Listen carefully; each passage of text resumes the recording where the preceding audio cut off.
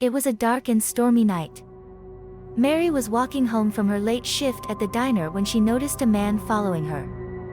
She quickened her pace, but he kept getting closer. Suddenly, he grabbed her from behind and dragged her into an alleyway.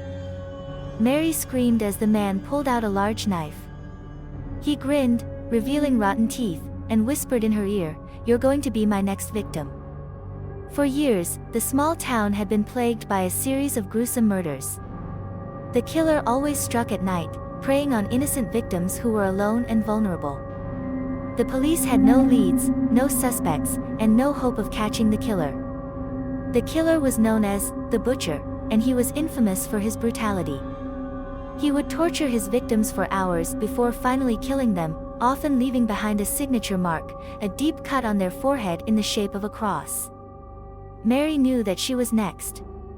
She struggled against the killer, but he was too strong. He dragged her deeper into the alley, away from the streetlights and any hope of rescue. As the killer raised his knife, Mary closed her eyes and prayed for a miracle. But there was no miracle. Only the sound of her own screams as the killer plunged the knife into her chest. The next morning, Mary's body was found in the alleyway, just like so many other victims before her.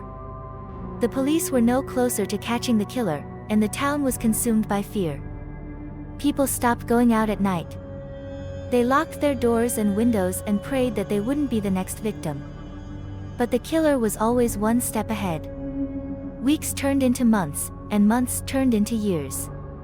The killer continued to stalk the town, leaving a trail of bodies in his wake. He was never caught, never identified, never brought to justice. And so, the people of the town lived in terror, always looking over their shoulders, always wondering if the next sound they heard would be the butcher coming for them.